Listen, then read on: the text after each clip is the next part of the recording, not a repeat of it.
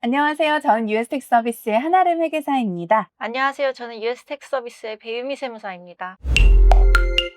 특히 이제 영주권을 첫 해에 취득하시게 되면 아무래도 어떻게 서류를 처음부터 준비를 해야 되는지 잘 모르시는 분들이 많아서 이제 좀 그런 부분부터 먼저 좀 설명을 드려볼까 해요. 맞아요. 처음 취득하시는 거인데 이제 고객분들 가장 혼동하시는 게 영주권만 받았고 나는 실질적으로 아직은 미국에 이주를 안 했기 때문에 신고가 필요 없다라고 생각하는 분들이 되게 많거든요. 사실은 그렇진 않잖아요. 네. 첫 시작부터 굉장히 잘해야 되기 때문에 그거부터 해서 한번 안내를 드려볼게요. 그래서 영주권을 취득했다면 미국 세금 신고는 정확히 언제부터 해야 하는지.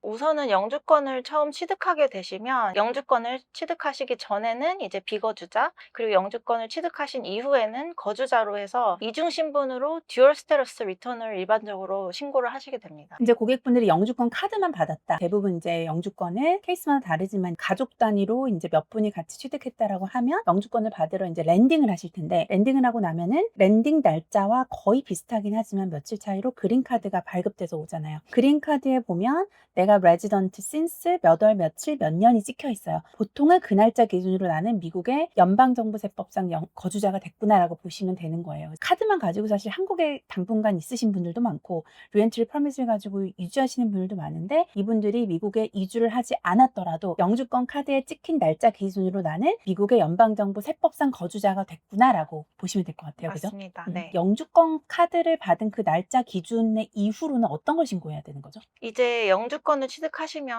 아까 말씀드렸던 바와 같이 이제 미국 세법상 거주자가 신분이 되시는데요. 그렇게 되면은 이제 어느 국가나 다름없겠지만 미국 같은 경우에도 전 세계 소득에 대해서 미국에 세금 신고를 해주셔야 되는데요. 일반적으로 뭐 근로소득, 이자 배당 소득, 임대소득, 사업소득 등이 미국 외 국가에 발생하신다고 하면 미국 소득을 포함해서 전 세계 소득을 다 신고를 해주셔야 됩니다. 가장 많이 혼동하시는 게 회계사님 미국에는 소득이 없습니다. 미국도 이주하지 않았고요. 저는 한국 신고는 한국에서 세금 다 내고 파일링했어요. 신고하지 않아도 되는 걸까요? 라고 혼동을 많이 하시는데 설명해 주신 것처럼 정말 전 세계에서 발생되는 모든 소득에 대해서 다 보고의 대상이 되고 과세의 대상이 된다라고 정리하면 될 것 같습니다.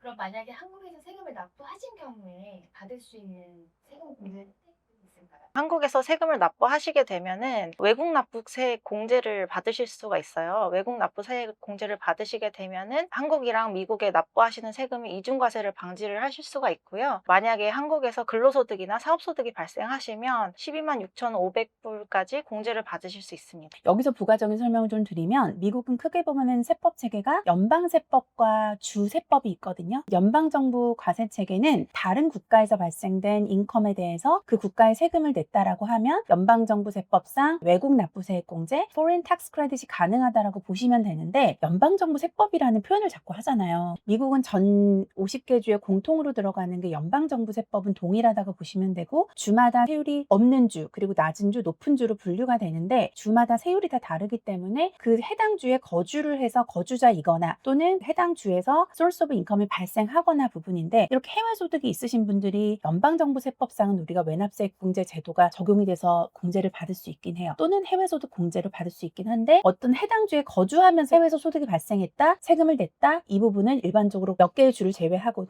외납세액 공제가 불가능하고 어떻게 보면 이중과세가 적용되는 부분이 많습니다. 한국에다가 세금을 아무리 많이 냈어도 주정부 세법에는 또 더블로 텍스를 낼 수가 있다라고 감안하고 보시면 될 것 같고 연방정부도 100% 되는 세금은 아니고요.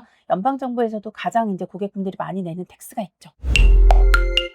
일반적으로 공제를 받고 나서 고소득자로 분류되는 납세자분들의 경우에는 메리트 파일링 조인틀리로 신고했을 때 경우 25만 불 이상의 소득이 발생한다면 불로소득으로 분류되는 뭐 이자라든지 배당, 임대소득, 주식소득과 같은 소득에 대해서 3.8% 순투자 소득세라고 넷 인베스트먼트 인컴 텍스라는 소득세가 별도로 부과됩니다. 이 소득 같은 경우에는 외국 납부세액 공제를 받은 이후에 부과되는 세금으로 공제를 받으실 수 없습니다. 그러니까 NIIT가 사실 매년 고객분들이 부과가 된다라고 설명을 드렸을 때 되게 당황하시는 부분들이고 한국에다가 엄청 세금을 많이 냈는데 굉장히 컴플레인도 많이 받았잖아요. 처음 이거를 낸다고 했을 때는 굉장히 많이 당황하시고 불합리하다고 생각하시는 분도 많은 것 같고요. 맞아요. 모든 소득에 대해서 되는 게 아니라 패시브한 인컴은 있다 그래서 기준이 있기 때문에 총소득이 이 이상이 안 되면 사실 NIIT가 부과되지 않거든요. 이 소득을 뭐 조절만 할 수 있으면 이렇게 내가 패시브한 인컴이 많이 발생하는 연도는 다른 소득이 좀 적어지면 대상이 안 될 수 있기 때문에 가능하다면 그렇게 조절하시는 분들도 있으신 것 같고요. 영주권 취득 이후에 소득뿐만 아니라 해외 금융계좌나 자산 신고도 해야 한다는 게 어떤 의미 있을까요?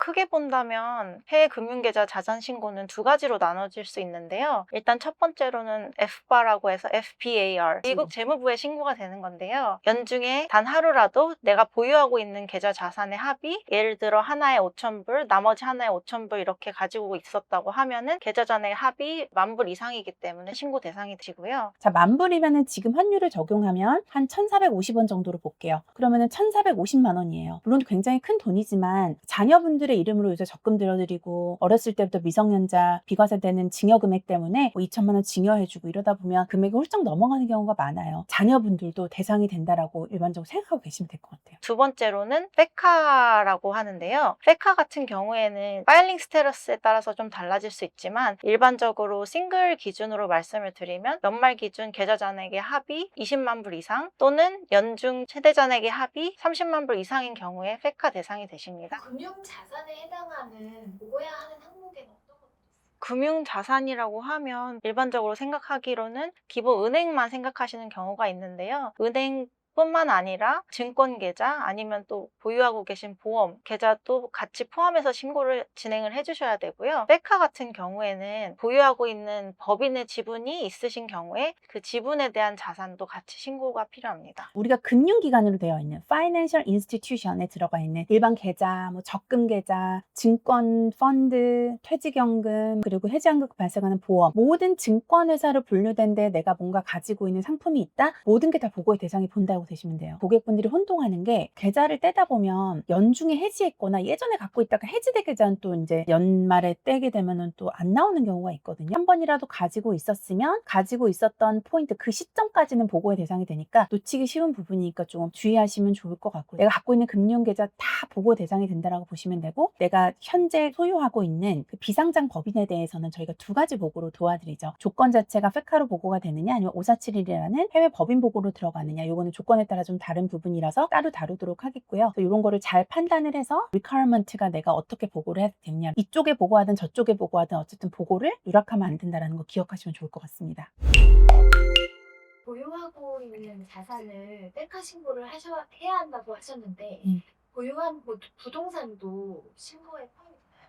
부동산은 페카에 포함이 되지 않고요. 그 이유를 말씀을 드리자면 부동산 같은 경우에는 자산으로 분류가 되기는 하지만 파이낸셜 에셋으로 분류되지 않기 때문에 따로 신고가 되지는 않고요. 아까 말씀드린 법인의 경우에는 금융자산이기 때문에 페카에 포함된다고 보시면 됩니다. 부동산을 보고해야 되는 경우는 여러 가지가 있어요. 근데 단순 소유권을 우리가 자산으로 분류를 하진 않고요. 표에 보시는 대로 IRS에 지금 나와 있는 FBA하고 페카의 컴패리즌 테이블을 보시면은 밑에 보시면은 내가 홀드하고 있는 부동산을 FBA도 대상이 되지 않고 페카도 보고 대상이 안 된다라고 나와 있잖아요. 단순하게 소유권은 보고의 대상이 되진 않지만 이 부동산을 내가 임대를 줘서 임대 소득이 발생하거나 팔아서 양도 소득이 발생하거나 아니면 내가 뭐 증여나 상속을 통해서 증여를 받았거나 부동산을 내가 법인을 통해서 소유하고 있으면 이건 법인에 대한 자산으로 분류가 되기 때문에 보고의 대상이 되거든요. 이렇게 가지고 있을 경우에는 보고의 대상이 되지, 단순하게 내가 개인으로 해서 부동산을 소유하고 있는 거, 내가 살고 있는 이런 거에 대해서는 자산으로 분류가 되지 않는다. 우리가 얘기하는 파이낸셜 아셋으로 분류가 되지 않아서 FBA나 페카에는 보고 대상이 되지 않는다라고 기억하시면 될 것 같습니다. 영주권 취득하신 처음에 스치는 부분이 있으실까요? 아무래도 영주권을 취득하시면 세금 신고할 때 꼭 필요한 부분이 몇 가지가 있는데 그런 부분을 많이 놓치시는 경우가 있어요. 일단 첫 번째로는 영주권을 취득하셔서 세금 신고를 진행을 하시려면 납세자 번호, 사회보장 번호가 필요한데요. 시큐리티 넘버가 필요하죠. 네, 소셜 시큐리티 번호가 필요한데 간혹 영주권을 취득하시고 그 번호를 받지 않아서 세금 신고가 미뤄지는 경우도 있더라고요. 그래서 소셜 시큐리티 번호를 꼭 챙겨주시고, 두 번째로는 가족 초청으로 영주권을 취득하신 경우에 본인뿐만 아니라 배우자나 자녀분들도 같이 가족 초청으로 영주권을 취득을 하게 되는 경우가 대부분인데요. 본인을 제외한 이제 배우자나 자녀분의 세금 신고, 해외 금융계좌 자산 신고의 여부도 같이 체크를 해주셔야 됩니다. 맞아요. 영주권을 취득했습니다. 누가 취득하셨어요? 같이 취득하신 분이 있으세요? 배우자세요? 자녀세요? 자녀가 몇 명이세요? 라고 인터뷰를 드리는 내용이 그 내용이에요. 주신청자가 있을 거고 같이 한꺼번에 받은 가족 단위로 다 받았다. 그러면 영주권 카드와 소셜 카드는 완전 세퍼레이트잖아요. 영주권 카드를 받았다고 해서 자동으로 소셜 번호가 부여되는 건 아니니까 소셜 번호를 다 받았는지, 소셜 카드를 분실하진 않았는지, 최소한 번호라도 알고 있는지 그거에 따라서 신고를 할 수 있고 없고가 달라지기 때문에 영주권 카드를 받았다, 소셜 번호 무조건 신청하고 그 번호가 있어야 그 다음 해에 4월 15일 또는 6월 15일까지 신고가 가능하다는 점 꼭 기억하셔야 되는 부분이에요.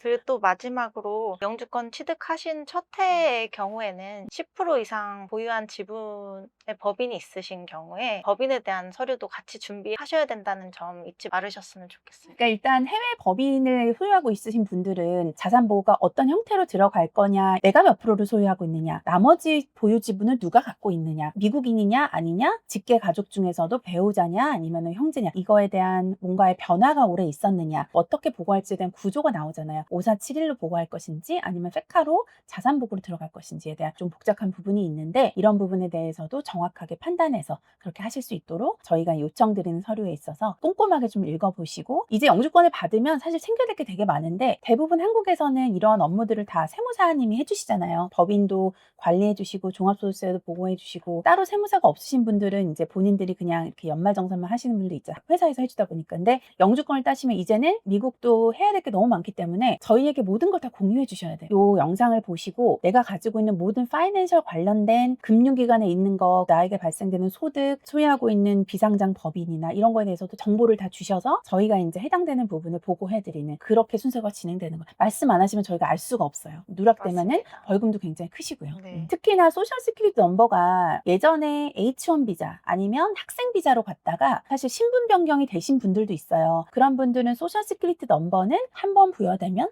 평생 가죠. 그래서 이런 경우는 소셜 번호를, 영주권을 받았다고 해서 소셜 번호를 새로 발급받진 않고요. 그렇지만 이 예전 번호를 사용할 수는 있지만 무조건 해주셔야 되는 거는 나의 영주권 신분 변경이 되었을 때 소셜 시큐리티 오피스에 가서 내가 기존에 쓰던 소셜 넘버에 내 신분에 대한 업데이트가 일어나야 돼요. 나 몇 월 며칠자로 영주권을 받았습니다. 신분 변경이 여기서 되어야 소셜 번호를 가지고 지속적으로 쓸 수 있는, 그렇게 해서 그 신분 변경 꼭 해주셔야 되는 거, 그거 가지고 첫 해 세금 신고하셔야 되는 거 기억 꼭 해주셔야 돼요. 한국의 영주권자, 시민권자들이 한국과 미국 간의 이중 거주자이다 보면 한국도 신경 써야 되고 미국도 신경 써야 돼 하다 보니까 소득 서류는 또 미국에도 있고 한국에도 있고 자산이 퍼져 있고 신경 쓸 게 되게 많으세요. 자칫하면 이게 벌금의 대상이 되실 수 있기 때문에 정말 챙겨야 될 게 되게 많거든요. 모든 나의, 그리고 나의 가족의 파이낸셜리 뭔가의 변화가 생긴다? 이거는 보고해야 될지 말아야 될지 아리까리하다 그러면 혼자 판단하지 마시고요. 저희 회사로 연락 주시면 한국에 대한 부분도 저희 협력하시는 세무사님들이 많이 계세요. 그래서 저희가 답변을 드리지 못하는 부분에 대해서는 파트너분들이 많이 계시기 때문에 누락하시는 게 없게 그렇게 진행해 드리겠습니다.